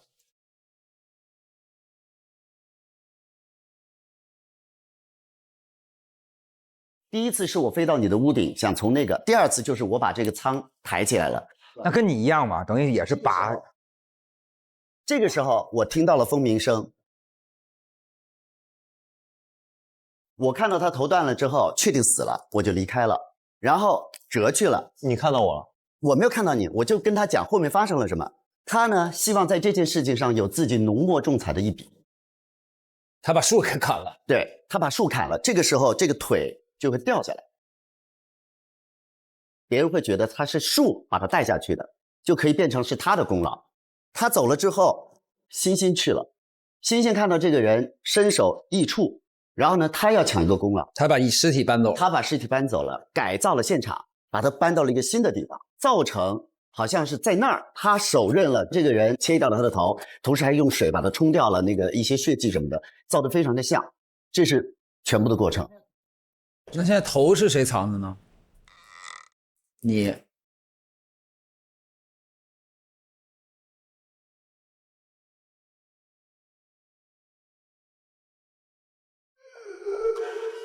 哎，可是您当时那个把它分离了之后，没再进去看看吗？就是要善后一下啊。我不用进去看呀，那你得领功啊，你得说这事儿是你干的呀。是我干的呀，因为很简单，我助推器用过2次啊。如果这个人已经死了，我还去升这个舱是没有意义的，对吧？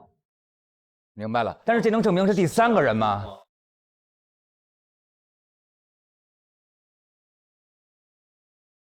那有没有可能降下去之后，他那个头跟脑袋正好缝合之后又治疗好了呢？就是那他是第2次嘛，他没死明白呀。第三次，因为我听到了蜂鸣声。那他俩这个感觉其实是一个原理嘛，只不过说就是都是震脑袋嘛，把脑袋谁给震掉了。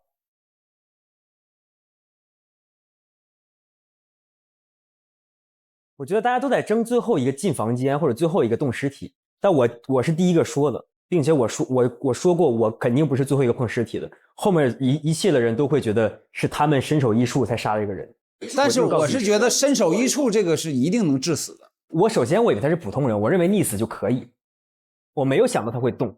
就是你正常你去杀一个人，你会想我2个一起摁或者怎么样，那我为啥不直接把他头割掉呢？我还可以直接想到第3步呢。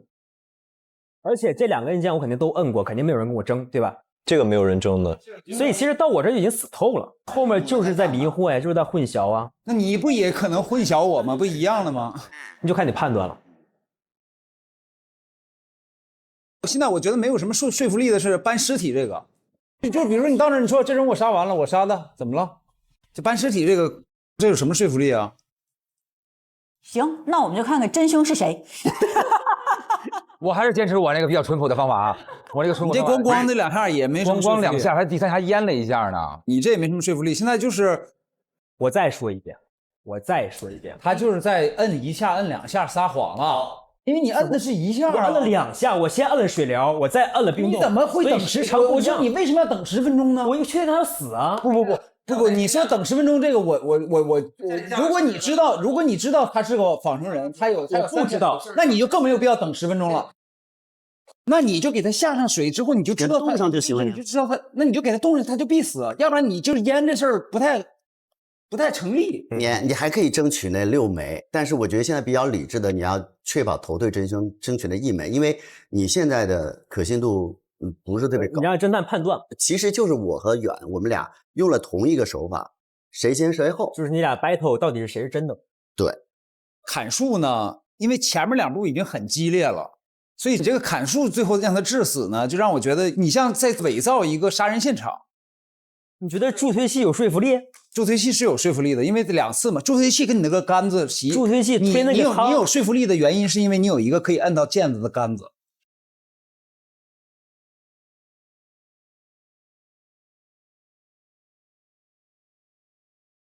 我问一个最关键的问题：如果何老师就是真凶，然后我们都投他了，我们每人得1枚勋章，然后你跟他在一块儿，每人得3枚，皆大欢喜嘛？这不是？这多好的事儿啊！为什么？人家怎么干吧？可能是他呀，也有可能就是说，咱们这是积德的事儿啊，咱们每个人都有勋章可以得。那是，哎，是不是？合作才能共赢，对不对？咱们这场合作了，咱们不要进套了。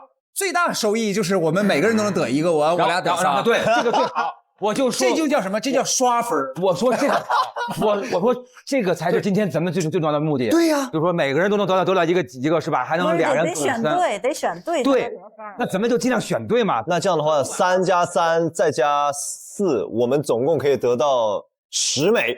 对呀，是吧？个人利益和集体利益的事儿。是，你是不是真凶啊？我肯定要选择集体利益，所以你觉得谁是真凶？我是。那请问你是如何做的？你去的时候它是冻着的，对吗？对对对。那你知不知道你有个漏洞？有没有可能他那会儿根本就没有用到第2次？你一定要等他醒来，用掉第2次，你杀第3次才有用。他挣扎是他的头冻在里面，他挣扎他已经醒了，说明第2次死亡机会用过了啊。我是在这个时候把它拔掉的。如果是何说的那种方式的话，那我去到那儿，我看到的现象应该是这个头跟这个身子已经分开了，然后呢，他们都倒在了地上，没有倒在地上。我放回去之后，他的只是头和那个脖子离开了，对，但是没有在地上哦，因为绳子没有断哦，是你砍完之后它才掉到地上的。你去的时候那个头掉了吗？你真实的看到的是什么？没掉，怎么可能掉？我觉得是这样的，就是按这个逻辑的话，他俩的先后顺序很重要。对，就是在我的视角里啊，他得在我之后，我看到的是冻结的，所以说我把这个头弄断之后，他抬这个箱子是想表达啥呢？就如果和这个做法是成立的话，你那个时候就是那个人应该头已经断了，但你也可以一砍树，然后啪，就是然后把那个钩子就是一下。就是你可能已经知道死了，你就是在混淆视听。皆大欢喜吧，我们5个就是相亲相爱，都得去勋章得1家。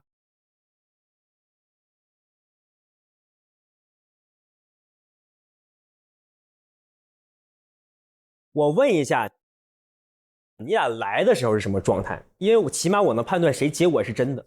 侦探就这样好不好？来的时候的状态和走的时候的状态，好不好？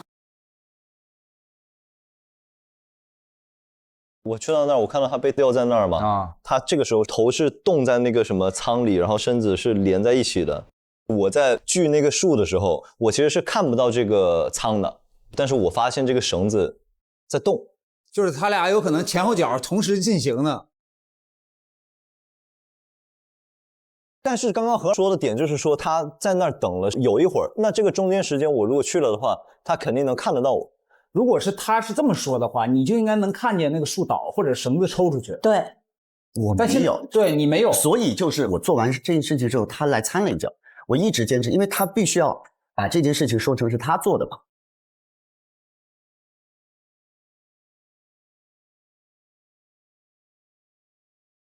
我有一个问题，就是基于什么原因，你觉得你的那2个机器能把这个东西顶起来？如果他不成功呢？这个东西非常的强劲。据我观察，医疗舱是可以被抬起的，而且助推器的推力很大，10个人都能抬起来，平衡性也很好。可是那个抬的那个力道能把一个人的头给扯掉吗？那抬的力道是慢慢这么起，它不像那个树这么着一下一倒，它就能给蹬开啊。它可比那个树的劲儿要大，因为它是比树的劲儿大吗？它整体抬高了，这绳子长度不变，不就是扯断了吗？可是那个感觉很柔和呀，往上。如果这个树断了，它是必嘎的，对不对？嗯，对。但是这个直升飞机抬起来，它有没有不嘎的可能性？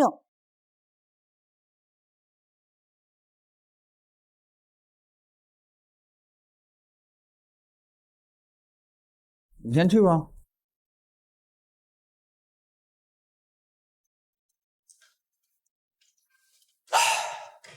哦，手铐是吧？对哪儿说呀？对这儿说。对这儿说。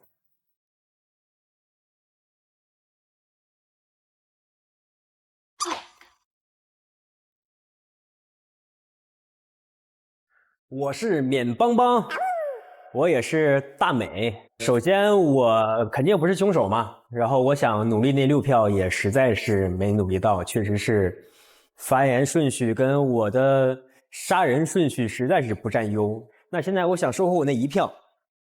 我判断了一下，首先我排除大卡车，怎么可能有人邦邦就是2下然后就溺死呢？这是纯开玩笑了，大老师。然后辛迪娃呢，他就完全无法逻辑自洽，所以那就只能在何王子和哲言霸里面选。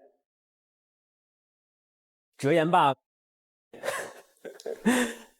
情感上我就很想投他，因为他也很想离开这个地方，他需要这辆车。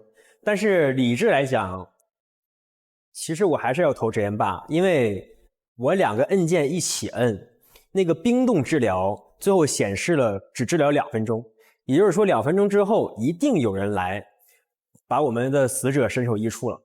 但是何王子一直在强调他在那儿待了一会儿，所以这个逻辑漏洞就是无法让我信服。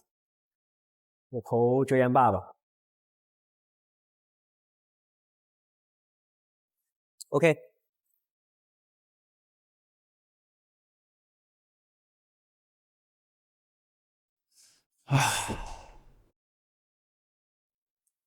现在呢，我觉得大卡车跟辛迪娃还有免邦邦我已经排除了，现在就何王子跟哲言霸呢，2个人的手法都特别像。完了，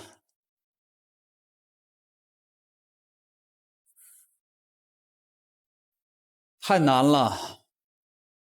最后实在难以选择的时候，我会考虑到一个偶然性和必然性。只要这个树倒了，那么里面这个人的头跟身体是必然分离的。所以从这个角度上来讲的话，我觉得这边虽然科技说得很厉害，可是我始终会有一个疑问，就是他怎么能确定他的工具可以顺利的把这个飞船抬起，还是说只是在当下被迫无奈，人已经到达了现场，就用这个东西来试一下，这都有可能。可是这一边呢，就是他扎扎实实的，我就是要用这个东西把这个树断掉，所以我选择今天把票投给哲。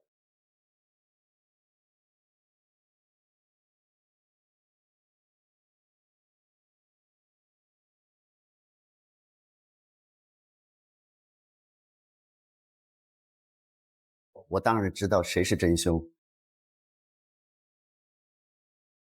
怎么样？这一集纯靠运气啊！哇！哎呀，言吧，来吧，哲言吧。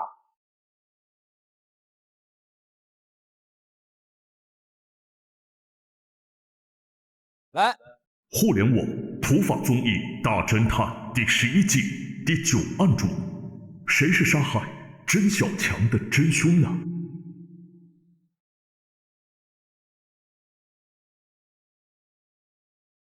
谢尚勋抓一个进去啊！那我们俩站在这，是不是？你带哪一个？首先公布获得0票的安全玩家。这个0票很失败，0票很这个里面，对0票很失败。获得0票的玩家是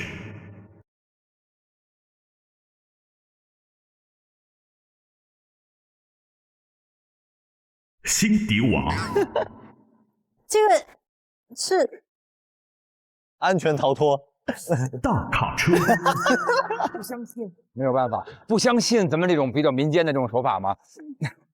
面邦邦。叫大美。大美。所有的票数集中在折颜霸和何王子之中。面邦邦、辛迪娃、大卡车投给折颜霸。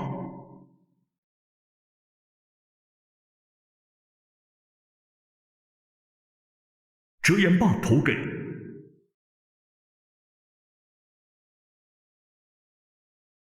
折颜霸。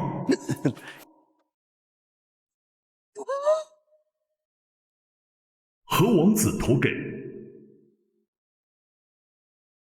当最后排除了辛迪娃、面邦邦和大卡车之后，我当然知道谁是真凶，至少拿一个吧。折颜霸。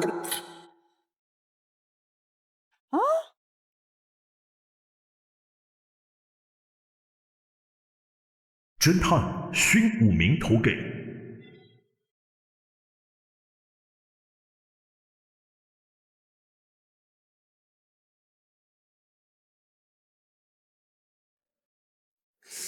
我这里觉得，因为他是很早就要说，而且他说的整个过程也让我觉得我比较能相信吧。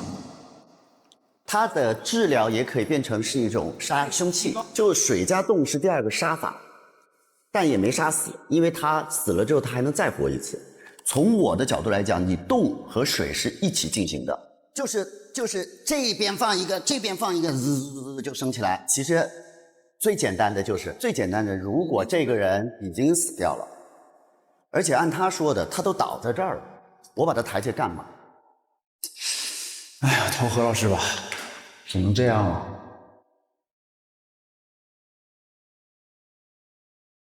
何王子。就我投错了。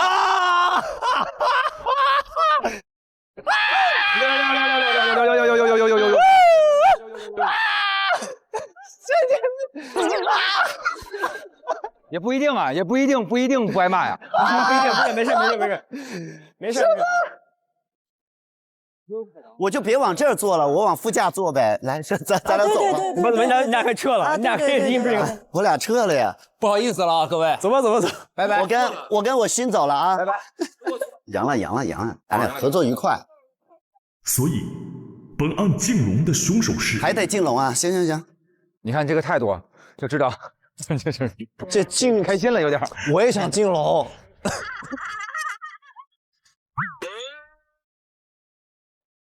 没有一个人为我服务啊！抓错人了，什么态度？这些人是进入荣誉殿堂。关键您走的太积极了，就是说那我先过去了，然后就是这么开心是为什么呀？然后对我甚至觉得今天这光打的都比较好。对。何王子究竟是不是本案的凶手呢？本案检举。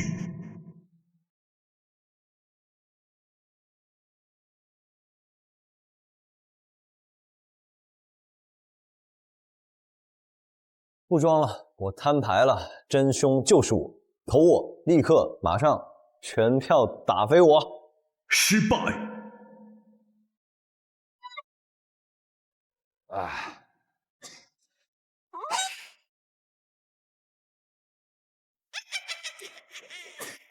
只有我投错了。没事，你相信科技。但只要你，我只要你，学有你就够了。真的，我再也不当侦探了。别，这由不得你，不行，必须得有你。太投我，这样显太。我觉得太。现在有请甄小宝给赢家我本人送上6枚侦探徽章。6枚。我们刚刚都算了账了，你看看，你要是输，咱们有10枚。来，给这个居安7枚，来，都是您的6枚。谢谢郑小宝，谢谢。咱们3个有。谢谢。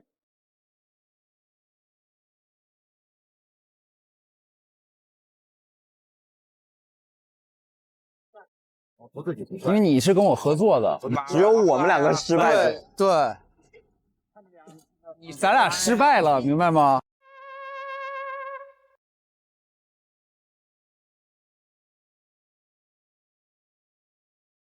我发现那个在本集里的那个关键证据啊，好，我发现了一个飞行器，走这边悬崖。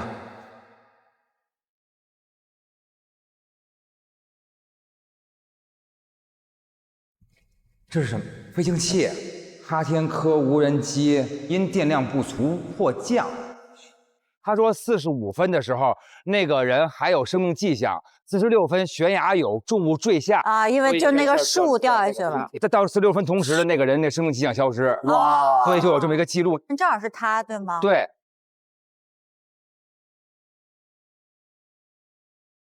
本节目由外星人维 C 水独家冠名播出。能再稍微再快乐一点点吗？每日100%维 C， 就喝外星人维 C 水。感谢外星人维 C 水。案件分析一切全搞定，感谢鸿蒙2合1平板电脑、华为 Mate 8对本节目的大力支持。看大侦探，追剧情，玩百变大侦探更上瘾。本节目由剧本杀 APP 百变大侦探赞助播出。小不米让爱与科技一同成长。本节目由松岩动力赞助播出。好嘞，谢谢各位，恭喜何老师。看着你的作品，帮我救一下我那俩姐们儿啊！帮我找女儿。好嘞。单独给我留在这儿干嘛呀？因为咱俩要走了，你要带我走。走吧。如你所愿，押你去樱桃小镇。给我老实点。放心吧，我一定会乖乖的跟你走的。给我老实点。你还帮我开门，好绅士啊！谢谢你。哎，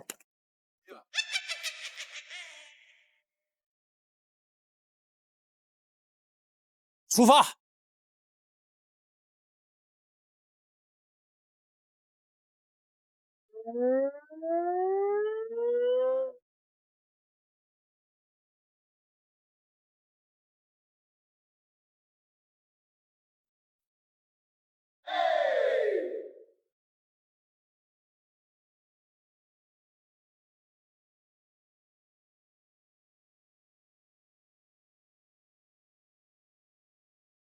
大白吧，真相！欢迎来到大侦探合议庭，我是主持人小齐齐思君。今天邀请到了几位老朋友，让我们欢迎来自最高人民法院的郭慧法官、肖丹法官。小齐好，孙老师好，各位观众好，大家好。让我们欢迎复旦大学社会学系副教授沈一斐沈教授，欢迎您。大家好。那我们今天一起来讨论一下本期的案件，再次欢迎各位。本期合议庭，我们将会一起来关注家庭角色分工、家庭共同体等话题。在探索案件真相的同时，以案析法，与法同行。大侦探合议庭现在开庭。通过正片，我们了解到，黄金沙漠的深处，安保总监徐武明押解着嫌犯甄小强来到了沙漠一加仑旅馆进行歇脚。折颜霸为了取代甄小强成为嫌犯，并跟随徐武明乘车离开旅馆，杀害了处于假死状态的甄小强。所以先请法官为折颜霸的行为进行定罪量刑。从案件的情况来看啊，折颜霸呢，他确实是导致假死状态的甄小强生命被剥夺，也就是说头身分离这么一个死亡的后果。表面上来看，他是符合故意杀人罪的构成要件，也就是说有主观故意、有客观行为、有危害后果。但是呢，本案的特殊之处在于，折颜霸他是误认为这个时候的甄小强已经死亡，也就是说，他事实上他的主观的故意不是一个故意非法剥夺他人生命的故意，他是分尸的故意，也就是说掩饰隐瞒犯罪、窝藏包庇行为这么一个犯意。所以说他的主观犯意和他的客观行为之间是没法充足故意杀人罪的构成要件。在这样的情况下呢，他就不能承担故意杀人罪的损害后果。根据我们国家刑法的相关的规定呢，也有可能构成过失致人死亡罪和侮辱尸体罪。从两个罪的量刑上来看呢，过失致人死亡罪的量刑一般是会重于侮辱尸体罪的。所以说从最后的定罪上来看，那么泽延坝的行为更符合过失致人死亡罪的这么一个构成要件。那么根据刑法的规定呢，最高是可以判到7年有期徒刑。本案当中，为了坐上勋武明的车离开旅馆，除真凶外的其他几人也伪造了证据和证词，而在法律角度上，他们的行为又该如何定罪量刑？首先呢，我们可以看到大卡车与曾小强呢，他是进行了搏斗，最后呢是用了高尔夫球杆击打了曾小强的头部并埋尸。他主观上是有故意杀人的故意的，但是呢，因为曾小强拥有的是机械心脏，是进入了假死的状态，并未实际死亡。那么这种情况下呢，他的主观的犯意和最后的死亡结果之间是没有达到完全符合故意杀人罪的构成要件。这种情况下，大卡车的行为呢是构成了故意杀人罪的未遂。在此之后呢，大卡车再次发现了尸体后呢，又伪造了现场。那么这个时候，他再次对尸体进行了侮辱性质的一个处置，那么有可能是构成了侮辱尸体罪。这种情况下呢，他的侮辱尸体罪和故意杀人未遂一般是要进行并罚的。根据大卡车的客观上的行为和主观上的犯意，结合他的量刑呢，实践中呢，一般可能会考虑在10年以上有期徒刑到无期徒刑这么一个幅度内量刑。考虑到这个侮辱尸体罪，它相对于故意杀人罪来讲的量刑更轻。我们数罪并罚决定的执行的刑期可能会在10年以上到无期这么一个幅度内来最后决定对大卡车的这么一个量刑。此外呢，缅邦邦、何王子、辛迪娃这些人呢，发现曾小强死亡后呢，都伪造了故意杀人的痕迹，处理了作案工具，有可能呢分别构成侮辱尸体罪或者说伪造证据罪。根据他的具体的事实情节啊，我们一般是可以判处3年以下有期徒刑、拘役或者管制。那在本案里面，众人出于各自不同的目的，纷纷向勋武明主动承认自己是真凶。他们的行为在法律上能否属于是自首呢？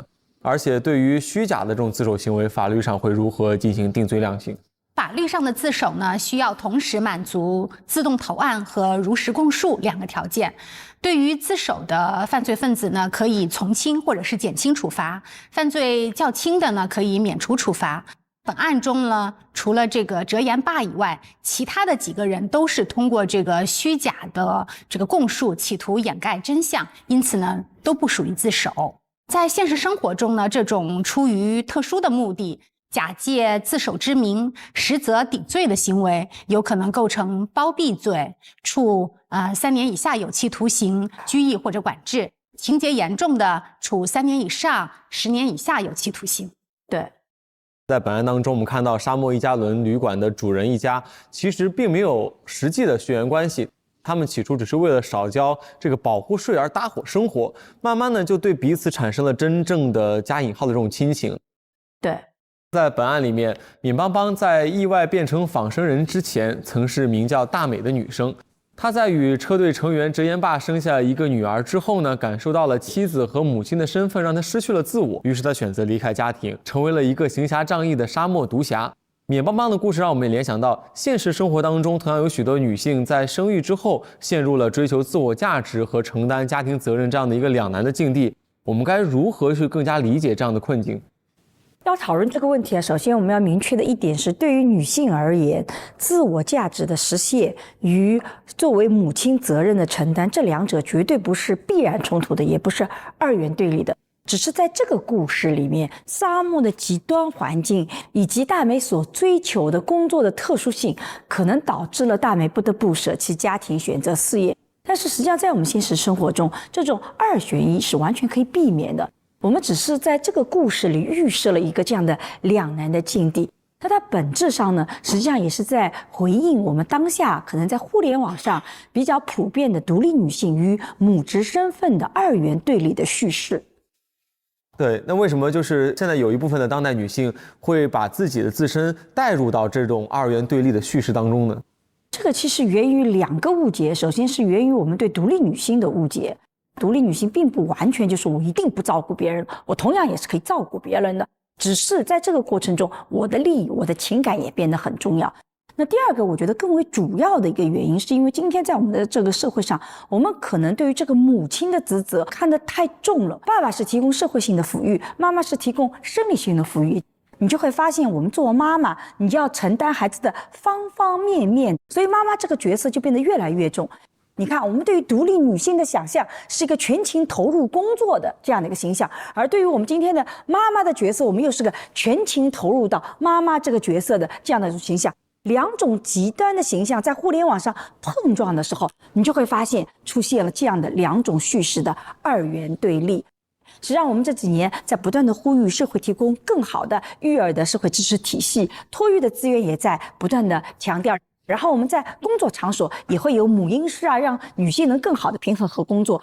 所以在现实生活中，其实我们总是能找到第三条路，同时能够平衡好妈妈的这个角色和我作为职业女性的角色。所以我很希望大家能够跳出这种二元的这样的对立的叙事。没错。其实，在法律上，我们国家其实有充足的保障给到广大的女性朋友，所以我们请肖法官也为我们介绍一下。我们其实国家从这个法律层面上讲啊，是从多维度的去保障这个职场女性的生育权，尽可能的减少女性在这个家庭与事业之间平衡的一个阻力。比如说，我们保障这个就业平等啊，首先法律呢，它是禁止用人单位在招聘的时候就询问女性的婚育状况，或者是设置一些生育的限制。并且呢，不得因为这个怀孕啊、生育啊、哺乳啊降低工资，或者是单方面的解除劳动合同。二呢，是我们也是有一个叫做特殊的劳动保护，比如这个产前检查的时间呢，它是计入这个劳动的时间的。第三呢，我们其实还有这个生育假期的制度，女职工呢生育假呢是一般是不少于这个98天的产假，难产呢或者是多胞胎呢还会这个适当的增加。四呢，我们是还有一个这个待遇的保障，这个生育津贴呢是由生育保险基金支付的，未参保的单位呢也是可以按照产假前的工资标准进行支付的。五呢，是我们还有反歧视的救济途径，当遭遇这个歧视的时候呢，是可以向这个劳动监察部门投诉的，也可以申请仲裁或者是提起这个诉讼都可以。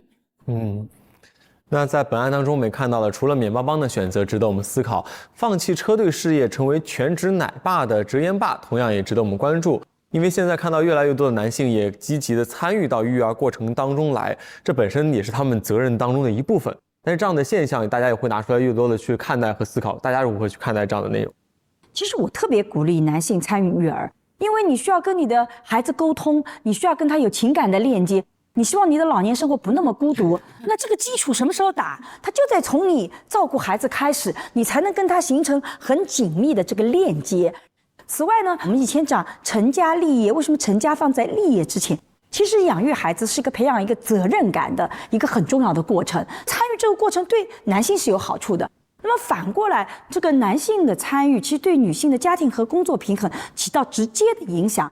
就我在做研究的时候就发现，如果是市场化的解决，比如说请保姆或者是祖辈来帮助带孩子，都不减缓我们的家庭和工作平衡的感觉。我们女性会觉得还是自己没做到位，只有丈夫参与进来，我们女性觉得家庭和工作平衡就很好了。所以这对于我们女性的感受，职业发展是很不一样的，这是个非常重要的支持体系。所以我是比较鼓励这个男性更多的参与到育儿中间来，对己对他人都有很大的好处。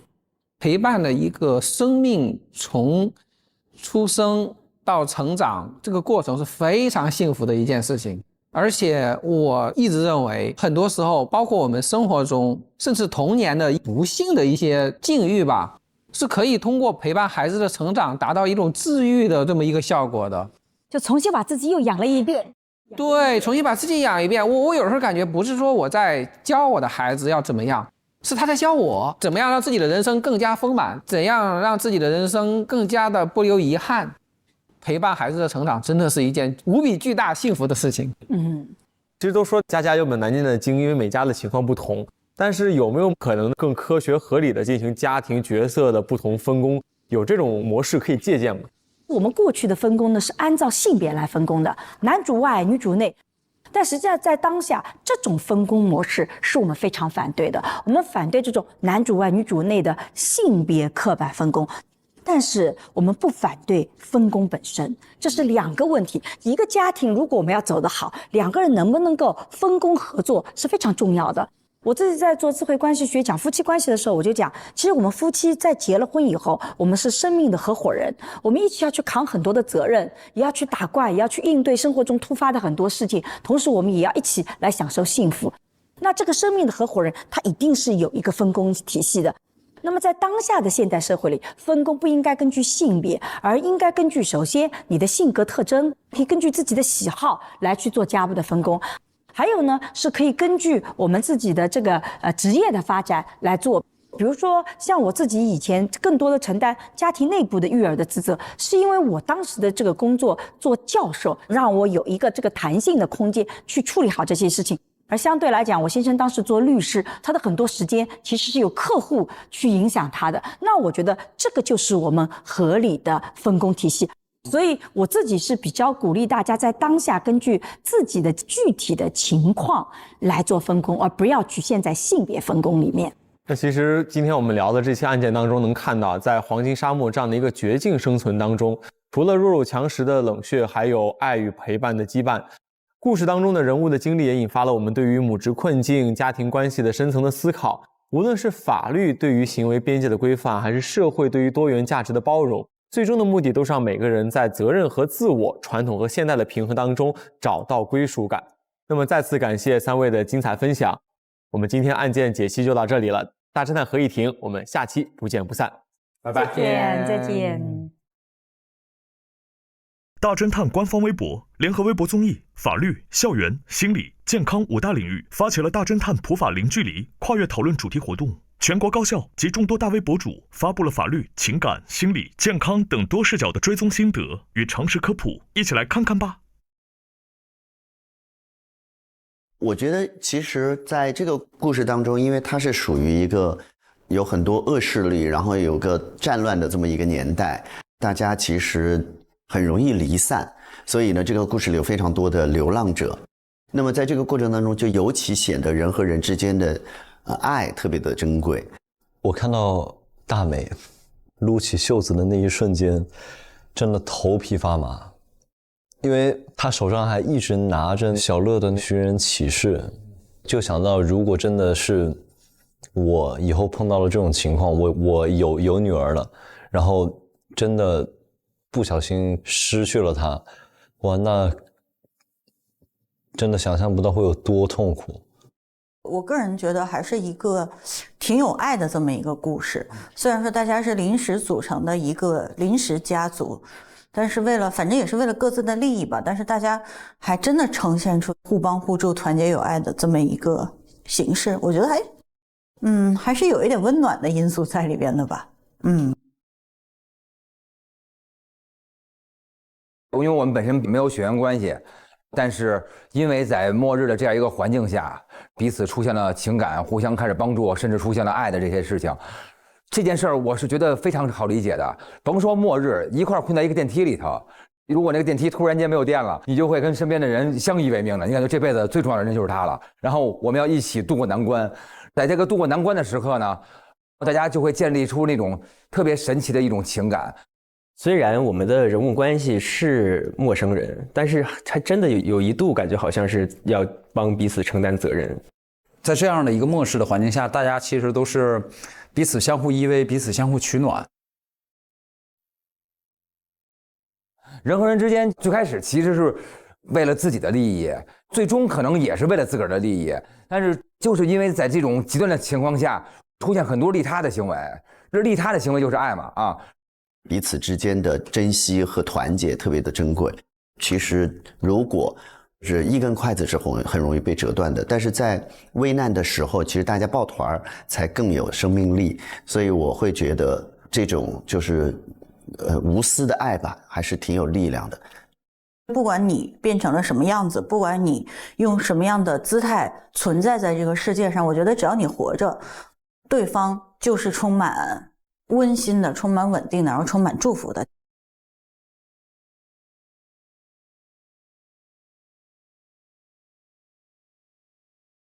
上小芒搜真小宝，进入专题页 get 同款娃娃。更多精彩内容尽在新浪娱乐微博综艺、新浪综艺。上微博参与大侦探11观后感话题讨论，分享你的观点，和微博网友一起边看边聊。上微博关注大侦探官微，解锁更多节目精彩幕后花絮。特别合作支持平台抖音，内容合作平台小红书，短视频合作平台快手，特别合作途家 YY 直播、映客直播、讯飞输入法、长腾密室、长腾鬼笑、异次元密室。法则。